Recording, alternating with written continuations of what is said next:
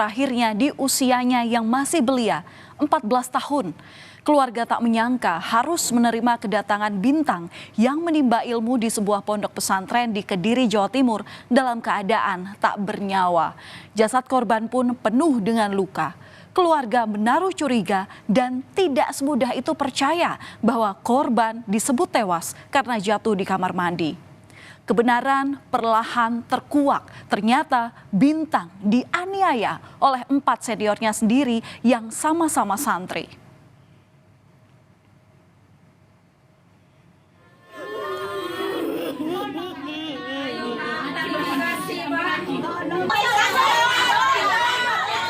Terpukul, benar-benar terpukul. Jumat malam, keluarga histeris melihat Bintang kembali ke rumahnya di Dusun Kendang Lembu, Desa Karangharjo, Banyuwangi, dalam kondisi meninggal dunia. Keluarga pun menanyakan kejelasan dari pihak pondok pesantren yang mengantarkan jasad korban dari Kediri kala itu. Tempat atau sempat dihalang-halangi membuka kain kafan, keluarga pun terkejut melihat tubuh korban penuh dengan luka lebam. Padahal pihak keluarga diberitahu bahwa korban tewas karena terjatuh di kamar mandi. Kejanggalan ini yang juga memancing reaksi warga setempat dan meminta pihak keluarga untuk mengotopsi jenazah korban demi mencari kebenaran.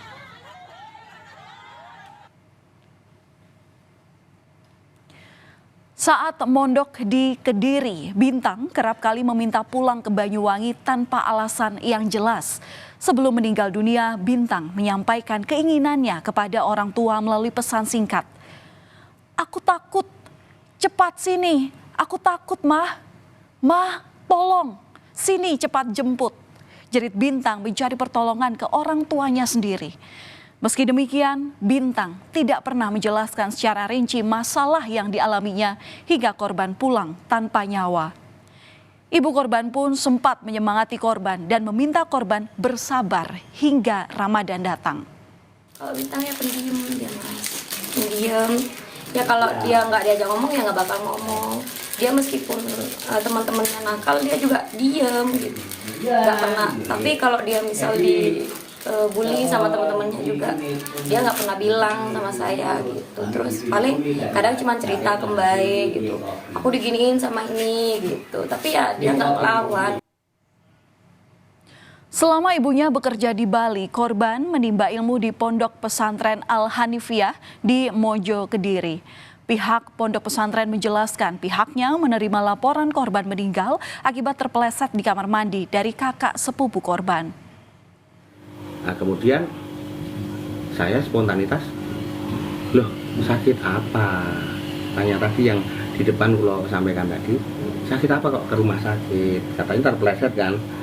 Nah, akhirnya saya spontanitas karena ya saya percaya wong itu kakaknya. Kan masa kakaknya mau menipu kan ya enggak kecil kemungkinan kan gitu kan, enggak masuk akal gitu. Setelah mendapati laporan dari keluarga, kepolisian Banyuwangi langsung berkoordinasi dengan Polres Kediri Kota. Dari hasil olah tempat kejadian perkara, Polres Kediri Kota menemukan adanya tindak pidana kekerasan. Dari hasil penyelidikan, polisi menetapkan 4 orang santri di pondok pesantren yang sama sebagai tersangka. Mereka adalah MN dan MA yang masing-masing berusia 18 tahun, serta AK 17 tahun dan saudara AF yang berusia 16 tahun yang juga merupakan kakak sepupu korban. Terkait motifnya, polisi menyebut terjadi kesalahpahaman antara para pelaku dengan korban.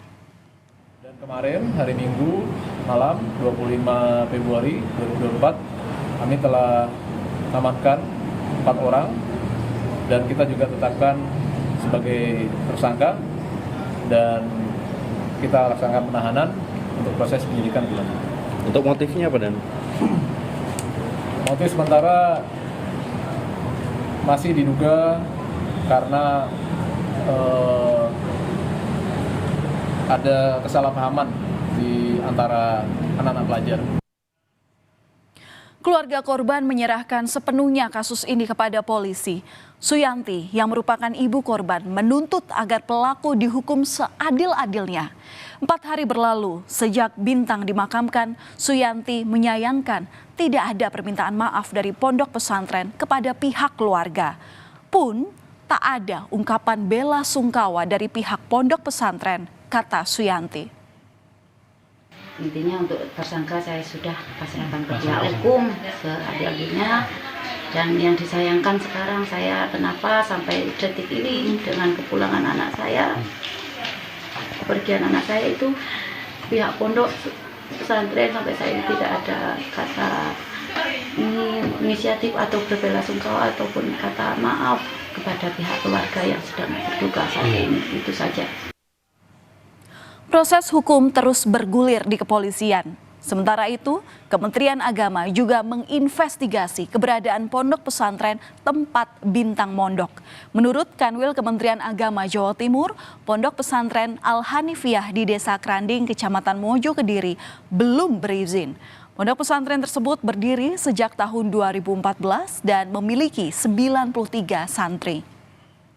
Keberadaan ponpes tersebut belum memiliki izin operasional pesantren. Santri sekitar 74 putri dan 19 putra, dan kegiatan ponpes dimulai tahun 2014. Kita akan menghormati proses hukum. Artinya bahwa lembaga tersebut otomatis bukan tidak menjadi kewenangan kami, tetap kita pantau. Tetapi untuk proses hukum ini menjadi bagian terintegrasi bahwa penyelesaian itu sampai di sana. Polisi kemudian menggelar rekonstruksi kasus penganiayaan Bintang. Rekonstruksi digelar secara tertutup di Aula Mapolres Kediri Kota. Total ada 55 adegan yang diperagakan keempat pelaku dalam rekonstruksi ini. Tindak kekerasan terjadi 3 kali, yakni tanggal 18, 21, dan 22 Februari di lingkungan pondok pesantren. Korban dipukul secara bergantian oleh para pelaku.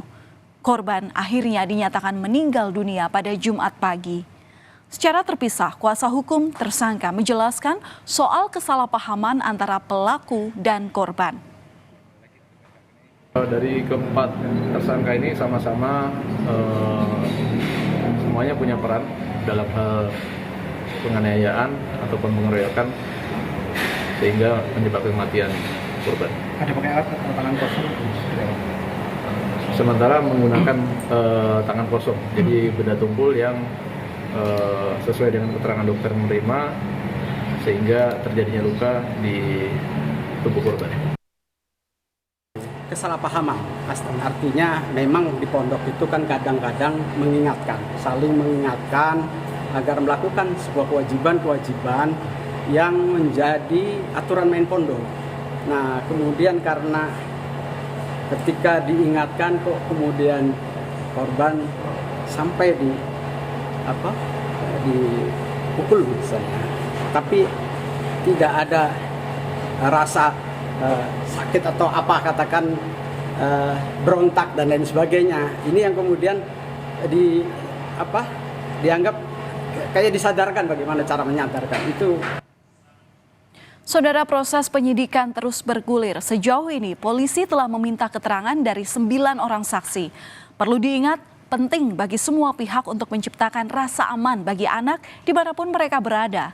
Perlu pula digarisbawahi bahwa orang tua harus responsif terhadap aduan, apalagi seruan minta pertolongan dari anak sendiri.